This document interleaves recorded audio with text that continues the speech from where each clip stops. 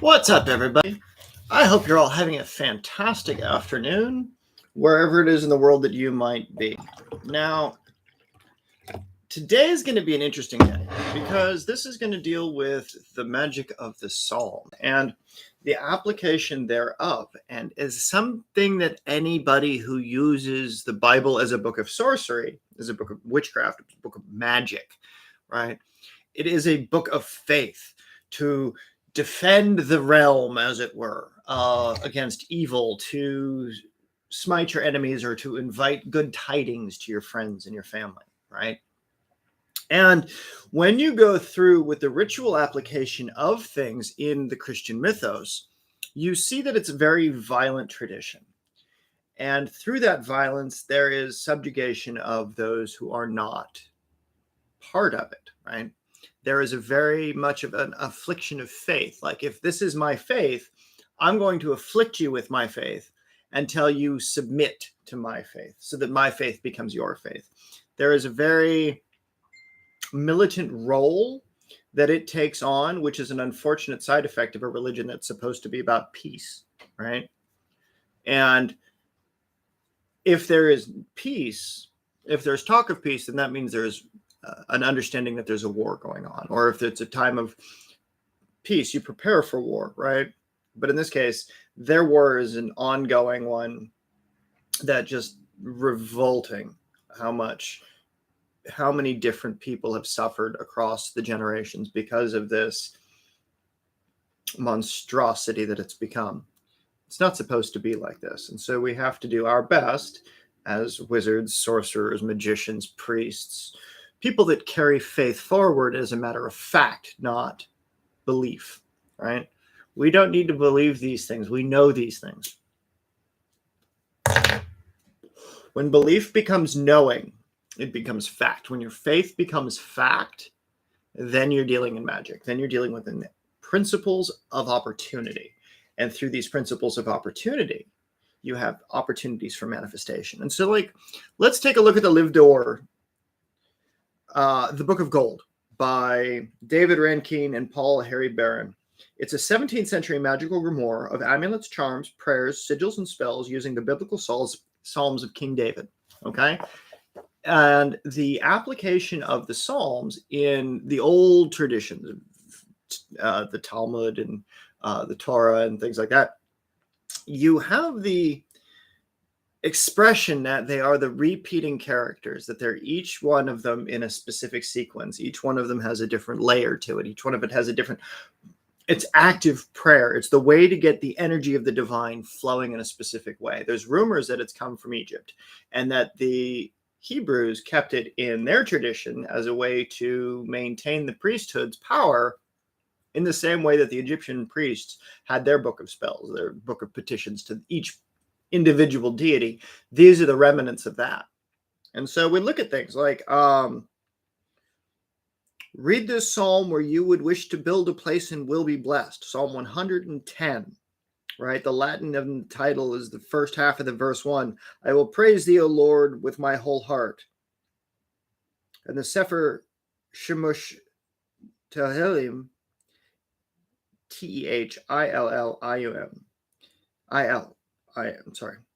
Tehillim, gives this psalm in order to acquire many friends, right? And you can look at this in combination with the 6th and 7th books of Moses. So I talked about this earlier in the class I ran on Pentacles today. And in combination with the Psalms and the seals and the holy orders, using divine magic, using the principles of heaven, and using the principles of the church, it's not just dealing in the intangibles. It's dealing with the practical. It's the angles of heaven and understanding their placement, understanding that when you draw these things from one place to another, you are bringing into that manifestation the divine. And so as you go through and you work with things like the Psalms, right? I know as pagans and witches, you've got basically a shock syndrome against anything Christian, that it's all a bunch of bullshit, that you have to do everything you can to turn away from it, right? Well, that's not entirely correct, because Western traditions, especially in high magic, and when you deal with things that are of celestial orders, right, you have to balance out your personal feelings, because it's not about what you feel, it's about the spirits that you're interacting with, right? And so this is where you have to lose your ego. You have to be willing to work with anybody and everybody to a different degree, and to the different degree that they are developing. What do I mean by that? I mean that when you deal with high magic and you're dealing with the names of God and you're dealing with things like the Shahamim Farash, right? And the angels and the demons of the clip-off, right? These are principles that come out of a spiritual tradition, and the application of that spiritual tradition is still very, very much viable, right? And you've got a way to deal with it. You've got the militant Christians. You've got the militant pagans who are each to their own corners, right? Each thinks that they should each have their own control over the world. They don't realize everything's in balance, right? It's about the many-fold gods. It's about the many, many applications of the nature spirits. And so the individual pagan coffee talk says, no, that's fine. They can say no, but they didn't give specifics as to what no they're referring to. So I can't answer to that. But when you're applying things like the Psalms, when you're applying things like the techniques of the Bible in order to channel light or to channel the angels or to channel the words that you would use in a spell, and you're using ancestors and you're using the spirits of the dead, you're using it because it calls to them through their faith, through the resonance of their faith, not to your own.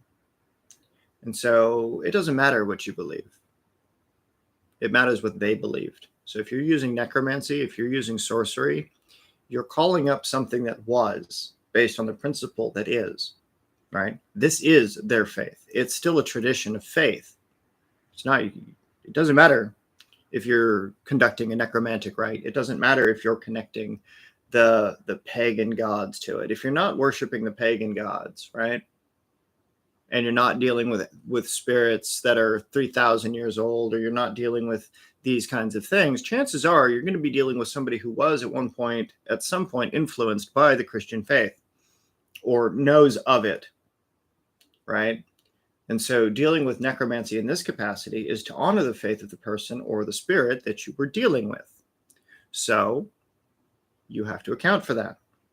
And so, yes, you can rewrite things in the Bible. Yes, you can rewrite the Psalms. If you don't want to call on God, you can still use the poetry of the rhythm of that spell. There are like-to-like words which you can substitute in order to change the outcome of that particular spell. But the Book of Gold is specifically dealing with 17th century applications of this. So you're dealing with, like, Psalm 64. The commentary on this, it says, the Latin in the title is the first half of the verse. A hymn, O God, becometh thee in Sion, right? And a similar use is given in a treatise of mixed Kabbalah to acquire the fruits of the earth in abundance, using the verses 12 and 13. Thou shalt bless the crown of the year in thy goodness, and thy fields shall be filled with plenty. The beautiful places of the wilderness shall grow fat, and the hills shall be girded about with joy. How is that not a pagan thing?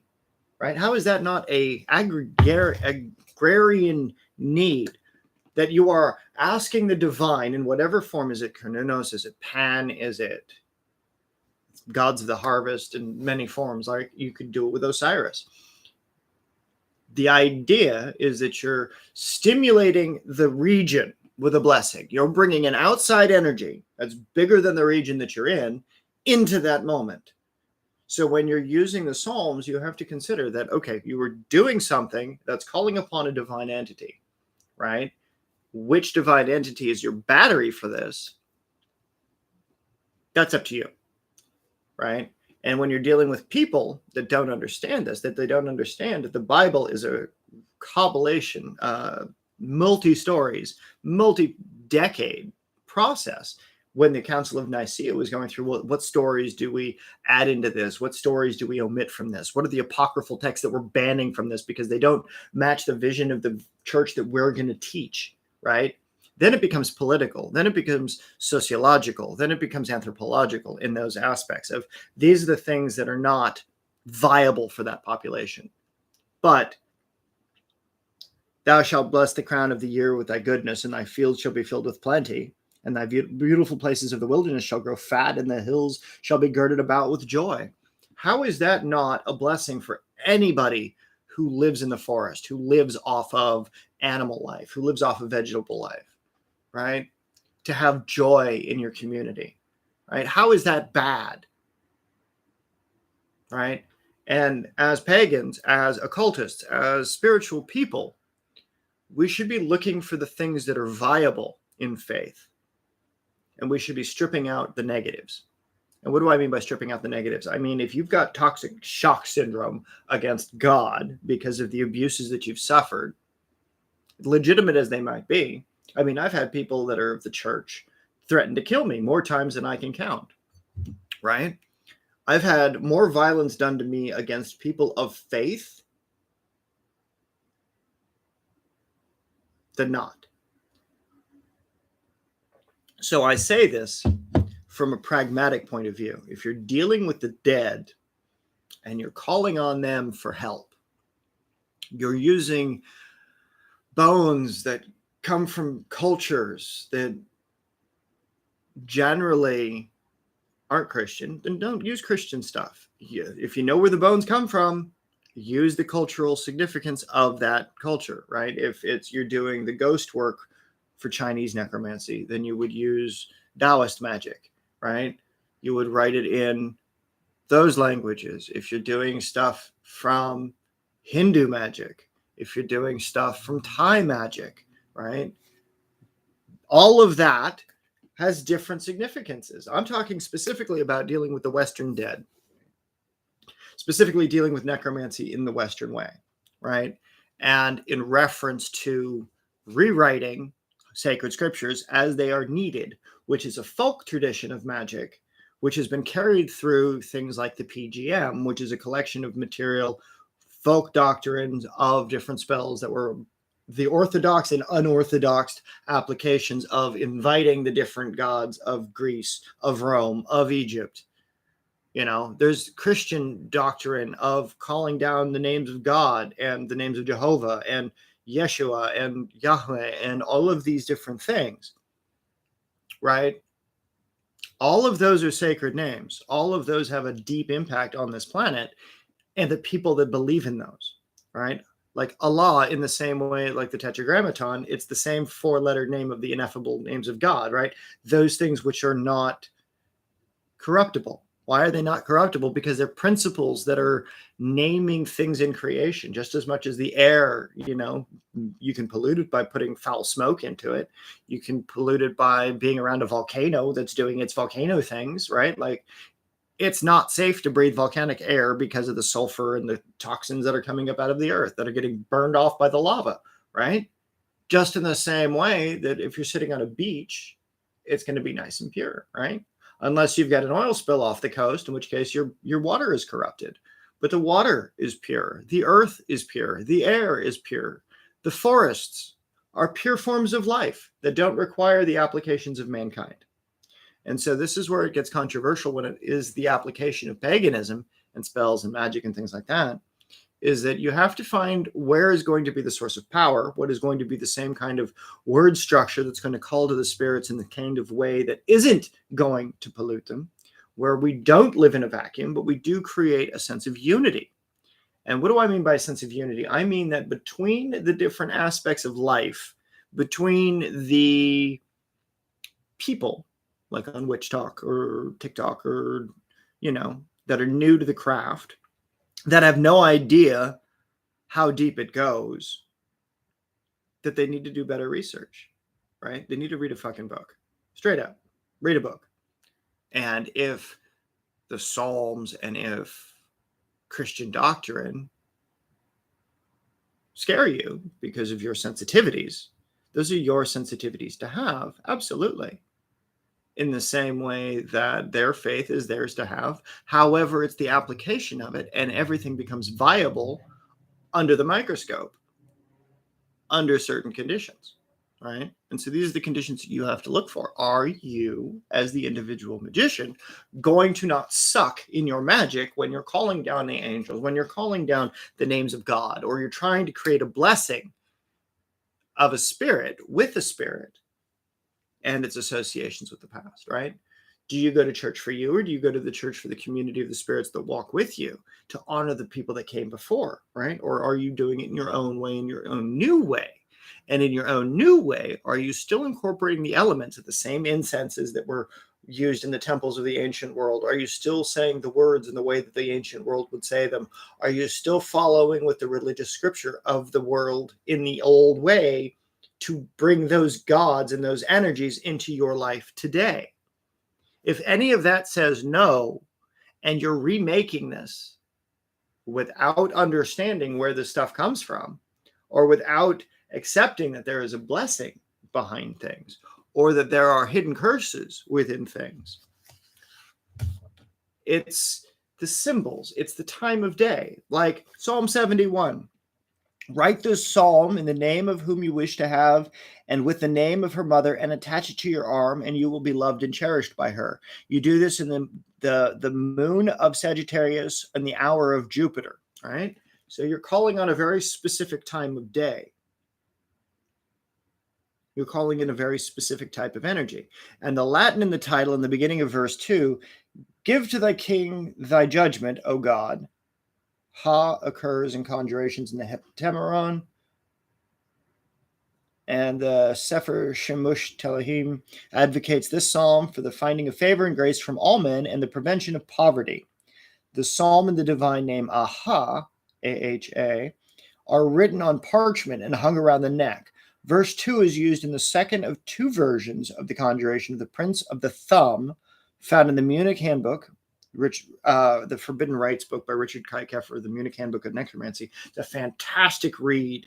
And those contain talismans and stuff where you would write out the script talisman and you would put it with a circle and then you would bury it in the cemetery for a week, or you would do it the blessings in the Latin or with the Mass, and you would incorporate those rites so that way you're doing necromancy, you're calling on those spirits and you're imbuing those spirits via the links of the past and the things that are associated with it. So the words that you speak, the divine names of God that you include, the application of this magic, and the unification of Christianity with paganism and the techniques of paganism from the Egyptians and the different many-form God, right? You're able to apply and to rework the threads of these to be able to create your own spells. So that way, if you use the book of Psalms as a catalyst, you can recreate your foundations. And so by doing this, you can effectively figure out a way to incorporate the divine aspects of nature, of the heaven, of the earth, of the water, of the air, of the fire, of the earth, of the forests, of the stars, of the moon, of the sun, of the planets, the times in which they rotate into your work. So that way you don't have to be limited in calling on God only, right? And God only is the masculine principle of creation, whereas the goddess only would be the feminine quality of creation, right? The goddess is nature. It's the mother which gives life to the all, right? The father is that which gives the active qualities of generation. It gives the means to reproduce, right? And with both of them, they become part of the collective. And so you can have those holy names of God, right? And you can be shell-shocked from it. You can be so adverse to understanding that it's language, right? When you name a thing, you omit all aspects of everything else that it could possibly become, because that name is a thing. It represents an entity. Like if I named my teapot George, George my teapot will only ever be George my teapot. But if I named my incense cauldron, then it would only ever be my incense cauldron, right? Or the spirit that runs that shape, that form. And so by calling on the divine, we have these applications, right? And so if I was to create a blessing of the tea, right, from George, may the mighty rivers flow of the blended union between the earth and heaven, right? That would be the tea itself and the water that comes through it that makes the tea that flows into my cup, right? Or that flows into George, the teapot, which I have now named, right? So understanding animism, applications of animism, and understanding that just as the Bible is a compilation of work through the generations for the good or the bad of the people in this planet, it's still something that is important when you're dealing with things of necromancy, when you're dealing with things of conjuring up spirits of the old world, spirits of the dead, spirits of even a few generations ago. If you use the Psalms to ask them to act in accordance with the Psalms that they read or that they prayed, that through their faith, your faith gets to be proven and to become fact, right? Again, this is all about your faith becoming fact, getting tangible action out of the work that you do, right? And so you want to be able to have your manifestations become fact, that what you do is a science, not an act of faith. You don't have to have faith in the science. You just have to know that the method is the method and that's the thing that's going to work, right? And if you do the things according to the method, the outcomes will be the same, right? And it's the situation to which you apply it. There are variations because of the day of the week, because of the time of the year, because of the individual's behavior patterns. They listen to you or not. And that's all what becomes the division and the difference of how your spells manifest, all right? And spells being the overwhelming force that enact the magic. Magic being that which manipulates the environment in accordance with your will. So being afraid of terminology, being afraid of the sources of information, right? It's weakness. If you're afraid to know, then aren't you violating one of the foundations of this path? Right? And so to be able to provide light to others, you must be willing to know. And if you're denying an entire subset of power and manipulation and manifestation of the environment, of the spirits, of the fear, of the rhetoric, of the bullshit, all of the things that people abuse Christianity with and other people with under the auspices of faith, aren't you doing the same kind of thing if you're not willing to incorporate and make that part of how you become better? You can use aspects of a thing without taking from it directly, right? If you don't want to study those materials, don't study those materials. There's plenty of pagan authors that are regurgitating the same shit that they've been doing for the last 60 years, and they haven't contributed anything new. And then there's the source material. And if you go to the source material, the Bible, the manuscripts of the libraries, the different traditions, and you look for the living cultures, such as unbroken traditions, lineage traditions, ritual magics, things that are being applied today, those things that are applied today in mass for the masses. And then there's the stuff that you can apply yourself in private. Why is it that your path is so dependent upon your hatred of someone else's faith, right? That's the problem with religion, is that it allows for that hate. You don't believe the same thing I do. You don't think the same way I do, so I hate you for it, right?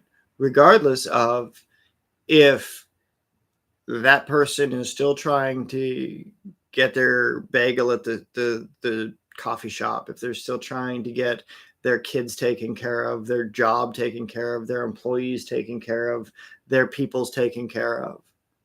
So people that are all no with a single word response to a much deeper conversation, it's arrogant. It's ego. It has nothing to do with service to the divine.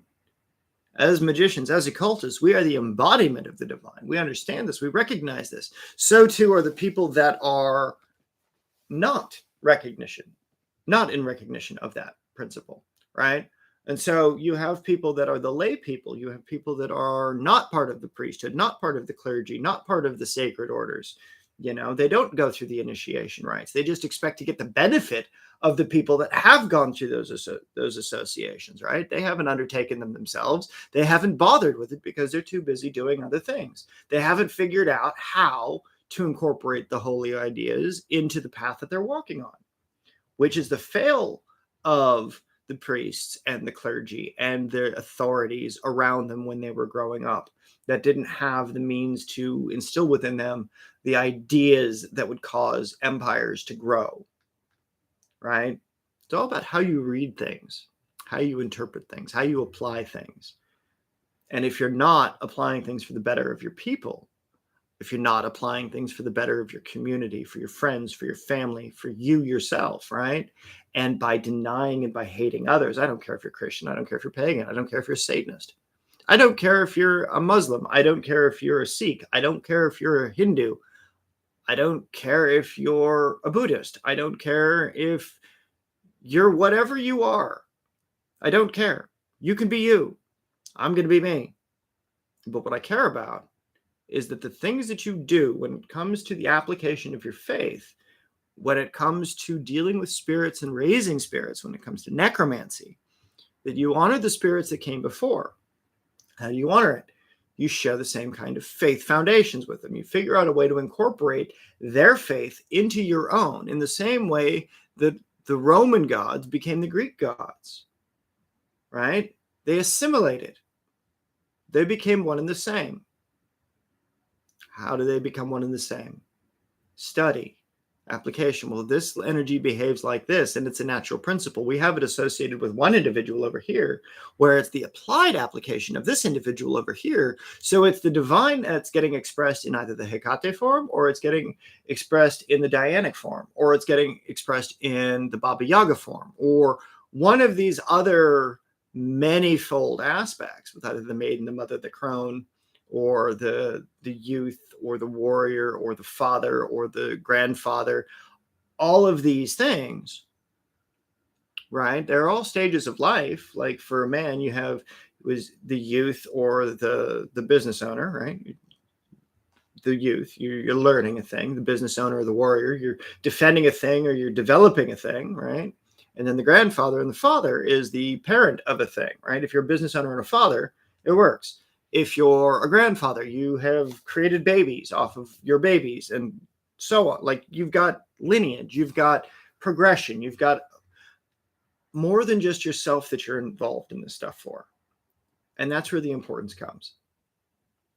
This stuff is not for children. This stuff is not. There should be no one in a church under the age of 18. There shouldn't be. You shouldn't have people that are abusing the faith to just fill up their coffers or to use it as a platform to abuse others, right? That's bad. You have to become an embodiment of your faith. How do you lead by example, right? How do you take the good, right? Oh, good being a bad word, right? When did good become bad? When did helping your friends, helping your neighbors become a bad thing? Right? And a lot of pagans are far too self-serving to understand that. What do I mean by that? Well, certain ones quite violently start fucking with others in their community. Business owners that try to hex other business owners, right? Clients that go after clients, or clients that don't listen to the recommendations of the people that are inviting the gods in or the spirits into their life. And they don't follow the regulations. It's like not following orders from your doctor if you don't listen to your priest. It's worse, actually. Many cases. Right? And so you have to be very careful in the way that you approach your work. Don't hate on the stuff that moved the world for thousands of years. You don't like it? Make it your own. Remake it. Go through And this is the problem that I have with a lot of the Christians, is that they're not willing to understand that it's the collection of stories where the divine was active in some of the most visceral expressions of the most common problems people had at the time. They're not willing to take a look at now. How does the divine act now? Or how do they act out of alignment with this? Right? They'll say, oh no, the Bible is a holy doctrine. Yeah, it's a holy doctrine because it talks about holy subjects. But it's allegory, right? The principles of the divine being an act of slavery and an act of genocide and an act of war and an act of causing plague and all of these petty things, right? Try not to do that thing. Try not to piss off that god, right? In the same way you try not to piss off Selene, or you try not to piss off Rhea, or you try not to piss off Sekhmet, or you try not to piss off Osiris or Set or any of those other guys, right? Dancing between the gods doesn't require anything more than your education. And if you're not willing to do that, then don't call on them. Avoid them. Do a different kind of work. Figure out a way to get the idea of the blessing of the Psalms into your day-to-day, if that's what you want. If you want to have something that's already prepared for you, right? If you want to have something that's already set up for your success, these are things that for thousands of years have been used in order to be able to bring blessing, to bring peace, to bring healing under the auspices of faith. If you don't know what you're doing, don't do it. You know?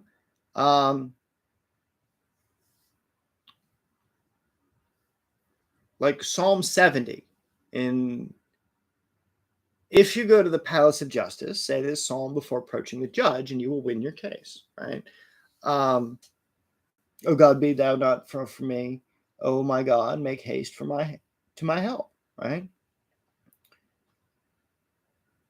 And it makes prayer and petition to Omael, right?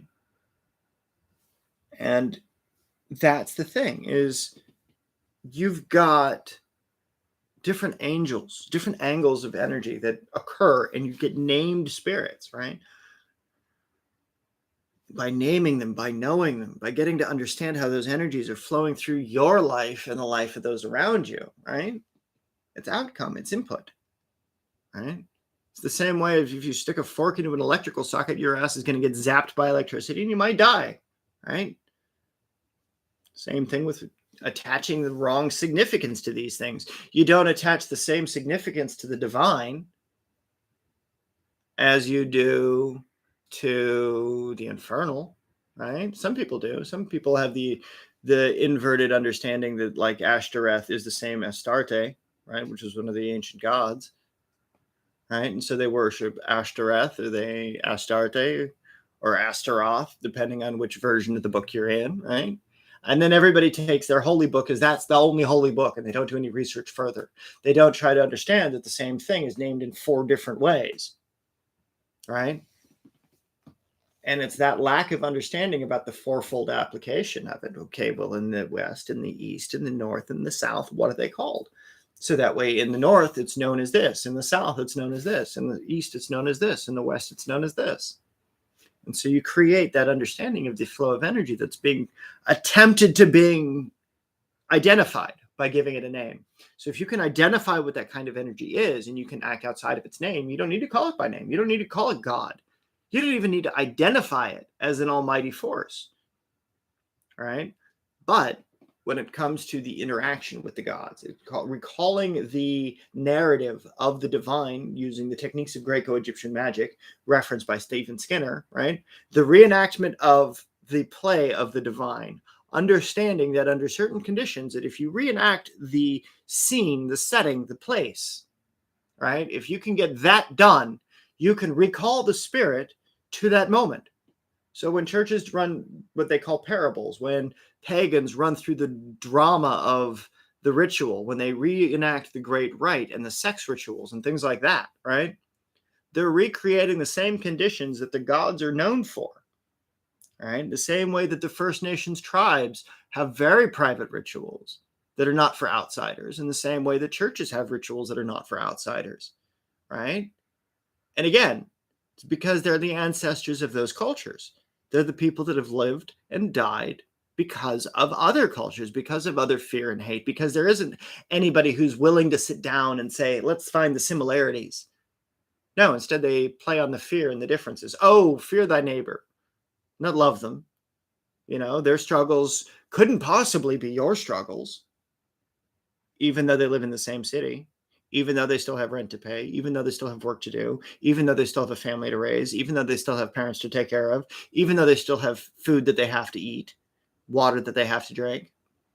God forbid, right? And so today's chat is very much a rant on making objects of faith serve your faith, not the narrative. Figure out a way to make your blessings, your psalms, your prayers, your litanies, your orisons, all of those things serve that which is the foundation of your faith.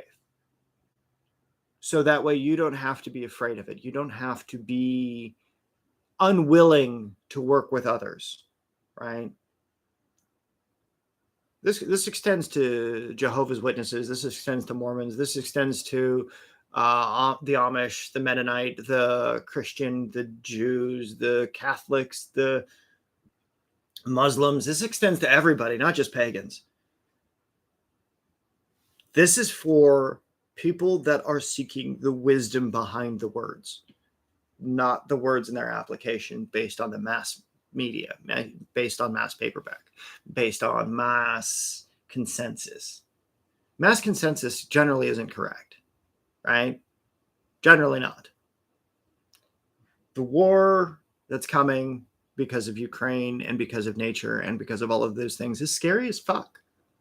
And so understanding the faith behind it, when faith becomes fact, when you don't have to have belief in your spellcraft, when you know that that system of magic is going to work time and time again because you've seen it and you tested it, and you tested it in a bunch of different ways with a bunch of different people, and it still works the same fucking way, right? That's what you should be aiming at.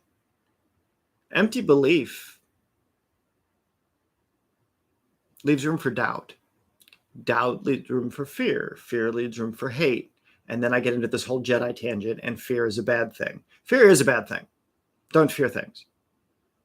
Accept things as they are and grow the fuck up.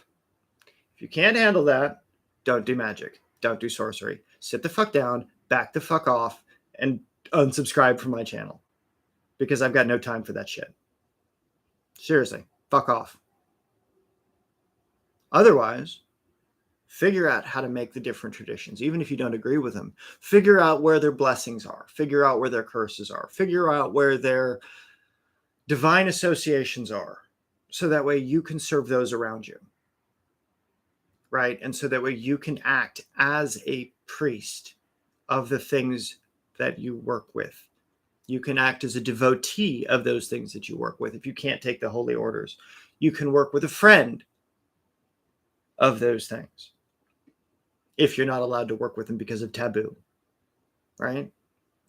Doesn't mean that they're not viable. Doesn't mean that they're not important. Doesn't mean that this stuff doesn't have place in creation. Figure out what your place is in creation. Figure out how to make use of it. And you'll have a lot better time of life. And you'll have a lot better time creating collaborative networks and working with people, regardless of their foundational beliefs. All right? You might not want to take them out for dinner. I'm not saying for the pagans that are, wearing the satanic shirts and throwing up the devil signs and all these things, just to be edgy. It's like there's a sign of blessing. There's a sign of goodwill. There's a sign of commonality of man, right? Your parents aren't evil because they believed the things they believed. They were trying the best they could using the limited information that they had because their priorities were somewhere else, right? As people of faith, we have to figure out where our priorities are, right? Idle paganism isn't what I'm talking about. I'm talking about hard up, like we're going to do some high magic. We're going to conjure up some spirit. We're going to do some interaction with it. We're going to talk to it. We're going to get some information from it.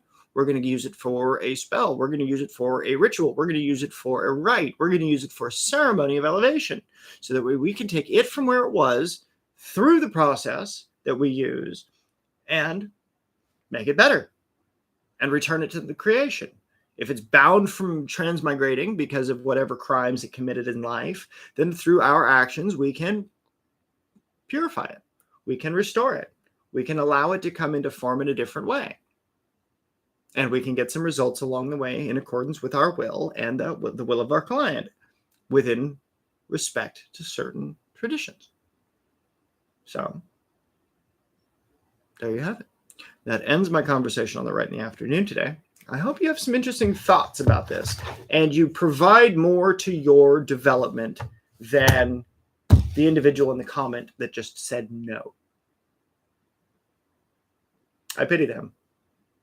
I feel bad for their path. Because if they're so willing to not understand that they can take and make and mold anything that they need to, any words of blessing, any foundation of faith, and apply it back to the context of what they need, they're missing out. They're missing out on a wonderful world of light and goodness and development and prosperousness because of their abuses, because of their limitations, because they're not ready to cross the threshold, because they think they're rebelling against something on a foundational level, so much so that they can't even stand to be in the same room as someone having that conversation. So when they can grow up and they can have that conversation, then welcome to the community. Come join the Facebook community. We talk about everything from Western magic to Eastern magic to Christian magic to Judaic magic to types of shamanism and stuff like that. And it's all about getting functional, practical, ritual applications. So that way you can do it time and time again. And you don't have to worry about it being a faith-based thing. It's a fact-based thing. So that your spells become a science. Your magic becomes a method. So anyway, stay safe, my friends, and I will see you tomorrow morning for the spell of the day. Bye for now, y'all. Don't be evil.